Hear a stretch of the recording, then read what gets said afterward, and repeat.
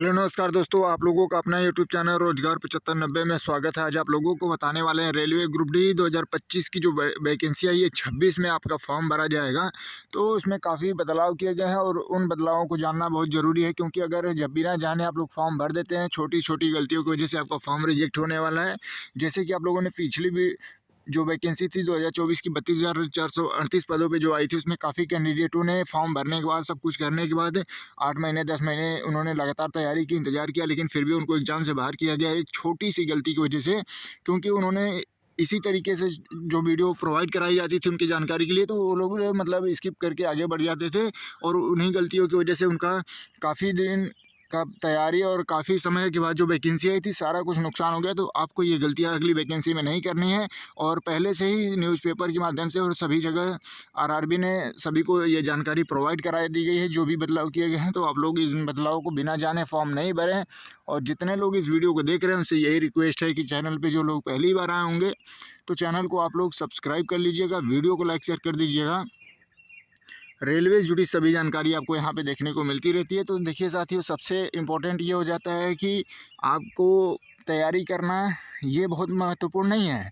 सबसे महत्वपूर्ण ये है कि आपका फॉर्म एक्सेप्ट होना चाहिए। आप कितना हो तैयारी करके मतलब बहुत अच्छे हों या सब कुछ आपकी मतलब तैयार हो, फिजिकल मेडिकल और रिटर्न के लिए, लेकिन जब आपका फॉर्म ही रिजेक्ट हो जाएगा तो फिर आपका सारा कुछ बेकार हो जाएगा।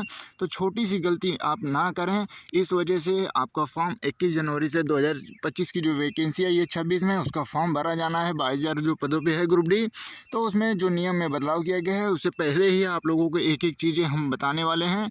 तो सभी साथियों से निवेदन है कि आप लोग वीडियो में लास्ट तक बने रहिएगा, क्योंकि ये आपके लिए काफ़ी महत्वपूर्ण वीडियो है और छोटी छोटी गलतियाँ आप लोग ना करें। थोड़ा सा कीमती समय आप लोग यहाँ पे अपना देके जो भी चीज़ें हैं उसको समझा करें, क्योंकि आप लोग पूरे दिन रील चलाते हैं या अन्य वीडियो देख के अपना समय बर्बाद कर रहे हैं, लेकिन जो काम की चीज़ें होती हैं आप लोग उसको निगलेक्ट करते हैं और उन्हीं गलतियों की वजह से काफ़ी आप लोग टेंशन में पड़े रहते हैं कि हमने छोटी सी गलती की है और हमारे साथ ऐसा हो गया। फिर आप लोग जब एग्ज़ाम से बाहर होंगे या डीवी से बाहर होंगे तो फिर आप लोग फ़ोन करते हैं, मैसेज करते हैं, तो उसमें कोई कुछ नहीं कर पाएगा, क्योंकि जो रूल है वो सभी के लिए बराबर होता है। तो आइए बिना समय गंवाए आपको हम पूरी जानकारी पहले प्रोवाइड कराते हैं कि क्या इसमें बदलाव किए गए हैं। तो जैसे कि यहाँ पे आप लोगों ने थंबनेल में भी देखा होगा कि रेलवे ग्रुप डी भर्ती 2026 नियमों में बदलाव। फॉर्म भरने से पहले बदलाव जान लीजिए। छोटी सी गलती फॉर्म रिजेक्ट हो सकता है। तो बिल्कुल सही आपने सुना।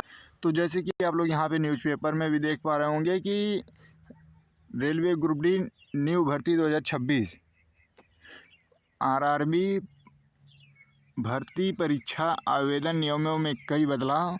और आइए इस नियमों को जानते हैं। पहले तो यहाँ पे आप लोग देख पा रहे होंगे अभ्यर्थी को विशेष ध्यान देने की ज़रूरत है। न्यूज़पेपर ने भी पहले ही आप लोगों को बता दिया है कि आप लोगों को विशेष ध्यान देने की ज़रूरत है, और उससे भी यहाँ पे इम्पोर्टेंट है। देखिए जो चीज़ें हमने आपको अभी बताया, तो यहाँ पे खुद न्यूज़पेपर में बताया जा रहा है कि अगर छोटी सी गलती करते हैं तो आपका आवेदन निरस्त हो सकता है। तो आप लोग बारीकी से इसको समझ लीजिए। तो ये अजमेर से ये न्यूज़पेपर से अपडेट निकल के आई है। तो जैसे कि आप लोग यहाँ पे देख पा रहे होंगे रेलवे भर्ती बोर्ड की परीक्षाओं के लिए आवेदन करने अभ्यर्थियों को विशेष ध्यान देना होगा। आरआरबी ने आवेदन के कई नियमों में बदलाव कर दिए हैं। बोर्ड ने आवेदन के दौरान जाति प्रमाण पत्र की वैध के लिए समय सीमा निर्धारित कर दी है और ओबीसी ईडब्ल्यूएस के लिए जारी प्रमाण पत्र जारी होने की तारीख भी निश्चित कर दी है। साथ ही इन प्रमाण पत्रों को बनाने का प्रारूप भी निर्धारित किया गया है। ऐसे में आवेदन करने वाले अभ्यर्थियों को विशेष ध्यान देने की ज़रूरत है, उल्लेखनीय है। ठीक है, मतलब इसमें बताया जा रहा है कि जो चीज़ें हैं वो बहुत विशेष ध्यान देने की ज़रूरत है। और यहाँ पे देखिए बताया जा रहा है कि रेलवे भर्ती बोर्ड की ओर से यहाँ पे देखिए आइसोलेटेड पदों की भर्ती आवेदन की प्रक्रिया चल रही है। जल्द ही ग्रुप डी भर्ती भी आने वाली है। ठीक है, और यहाँ पे भर्ती के लिए आवेदन करने वाले पूर्व अभ्यर्थी आरआरबी की ओर से जारी दिशा निर्देश को पढ़ें और अच्छी तरह समझने की ज़रूरत है। ठीक है, फिर यहाँ पे बताया जा रहा है कि मतलब अगर जो लोग छोटी सी मिस्टेक करेंगे तो उनका आवेदन निरस्त होगा। तो यहाँ पे देखिए, यहाँ पे बताया जा रहा है यदि अभ्यर्थी आरआरबी के नए नियमों के अनुसार आवेदन नहीं करते हैं तो उनका आवेदन निरस्त कर दिया जाएगा। इस मामले में किसी तरीके से छूट और मतलब रियायती नहीं दी जाएगी, मतलब कोई छूट आपको नहीं दिया जाएगा, ना ही कोई आपकी उसके बाद सुनवाई होनी है। और इसमें बताया जा रहा है कि रेलवे आवेदन के बाद प्रमाण पत्र में बदलाव का अवसर नहीं देती। ऐसे में अभ्यर्थी भर्ती की प्रक्रिया से बाहर कर दिए जाएंगे। तो सोचिए कि आप सीधे भर्ती प्रक्रिया से आप लोगों को बाहर करने का इसमें पूरा जानकारी दे दिया गया है कि अगर आप छोटी सी गलती करते हैं तो आपका फॉर्म रिजेक्ट किया जा सकता है, आपको भर्ती प्रक्रिया से बाहर किया जा सकता है। तो जितने भी लोग रेलवे की तैयारी कर रहे हैं उनको इन सारे नियमों को जानना ज़रूरी है। और उससे पहले जो चीज़ें इसमें बताई गई है कि जो लोग कास्ट सर्टिफिकेट भी यूज करते हैं तो उसमें डेट फिक्स हो गई है। जैसे कि पहले ये था कि अगर आपका अप्रैल में बना है, जैसे 2025 की वैकेंसी है तो 25 के अप्रैल में बना है तो आपका एलिजिबल हो जाता था, मतलब 1 साल के अंदर का होता था। लेकिन अब की बार उसमें डेट निर्धारित कर दी गई है कि इन दोनों डेटों के बीच में आपका बना होना चाहिए। अगर इसके बाद आपका बनता है तो वो अमान्य हो जाएगा। तो सोचिए कि कितना महत्वपूर्ण आप लोगों के लिए ये है। अगर छोटी सी गलती से आपका फॉर्म रिजेक्ट हो रहा है तो आप अभी डॉक्यूमेंट बनवा लीजिए। तो काफ़ी लोगों का ये कहना होगा कि ये डेट कब से कब निर्धारित की गई, कितने डेट के बीच में बना होना चाहिए। तो उसमें रेलवे के जो ऑफिशियल नोटिफिकेशन है उसमें डेट को निर्धारित किया गया है कि आपका इन डेटों के बीच में ही मतलब आवेदन जो है जाति प्रमाण पत्र का या जो भी है उसको बना होना चाहिए, ठीक है। तो सभी साथियों से निवेदन है कि देखिए, क्योंकि आपको पता होगा कि दशमलव एक एक नंबर का बहुत मायने होता है। और जनरल जो कैंडिडेट है उनका कट ऑफ ओबीसी ईडब्ल्यूएस से ज़्यादा ही जाता है। तो आप लोग बनवा लीजिए। अगर नहीं बनवाते हैं, जनरल कैंडिडेट में फॉर्म भरते हैं तो समस्या ये होती है कि आपको ज़्यादा नंबर लाने होते हैं और सिलेक्शन का थोड़ा आपके लिए टफ प्रोसेस हो सकता है, ठीक है। तो आप लोग सभी डॉक्यूमेंट तैयार कर लीजिए और कास्ट सर्टिफिकेट बनवा लीजिए। और अपना जो भी फॉर्म भरते टाइम जो फ़ोटो यूज करेंगे उसका बैकग्राउंड वाइट रखिएगा, या जो भी उसमें नोटिफिकेशन है फुल उसको पढ़ लीजिए। नहीं तो फिर हम इसके लिए, अगर आप लोगों को नहीं जानकारी मिल पा रही है कि फ़ोटो का बैकग्राउंड कैसा होगा, तो इन सारी चीज़ों को सिग्नेचर कैसी होनी चाहिए। क्योंकि जैसे कि पिछली जो वैकेंसियाँ चल रही हैं, एग्ज़ाम चल रहा है ग्रुप डी का, उसमें काफ़ी लोग सिग्नेचर, यानी जो लोग कैपिटल लेटर में पूरा सिग्नेचर किए हैं उनका एग्ज़ाम से बाहर किया जा रहा है।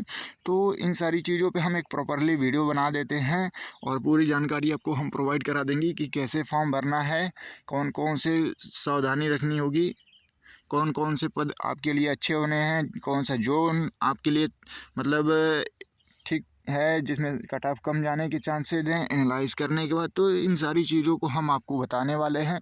अगर आप लोगों का कमेंट आ रहा है तो अगर आपको ऐसी जानकारी चाहिए तो कमेंट में बता दीजिएगा। प्रॉपरली फॉर्म भरने से लेके डॉक्यूमेंट से रिलेटेड साइन सिग्नेचर जो भी है सारा कुछ उस वीडियो में हम आपको क्लियर करके पूरी जानकारी प्रोवाइड करा देंगे। तो सभी साथियों से यही निवेदन है कि आप लोग छोटी छोटी गलतियां ना करके अपना कैरियर ना बर्बाद करें। और आप लोग रोजगार 7590 पे जो भी समस्याएं हैं तो कमेंट किया करें। और डिस्क्रिप्शन में टेलीग्राम लिंक है, वहाँ जुड़े करें। वहाँ जो भी आपकी समस्या है आप लोग वहाँ कमेंट कर दिया करें, मैसेज कर दिया करें, टेलीग्राम पे मैसेज कर दिया करें। उनको पूरी हेल्प दी जाती है ताकि उनका कोई नुकसान ना हो, कोई डॉक्यूमेंट से जानकारी हो, चाहे आप अप्रेंटिस हों, अप्रेंटिस करने जा रहे हों, मेडिकल सर्टिफिकेट बनवाने में दिक्कत आ रही हो, करेक्टर सर्टिफिकेट बनवाने में दिक्कत आ रही हो, या डॉक्यूमेंट अप्रेंटिस सर्टिफिकेट में आपके कोई करेक्शन करने हों, जैसे नाम पिता का, माता का नाम में कोई दिक्कत हो, फॉर्म भरने से पहले आप लोग ये सारे चीज़ करेक्शन करवा के सही कर लीजिए। ITI के डॉक्यूमेंट में आपकी कोई दिक्कत हो तो उसको करेक्शन करवा लीजिए। क्योंकि अगर छोटी छोटी मिस्टेक रहेंगी तो जिसकी वजह से आपका फॉर्म रिजेक्ट होगा।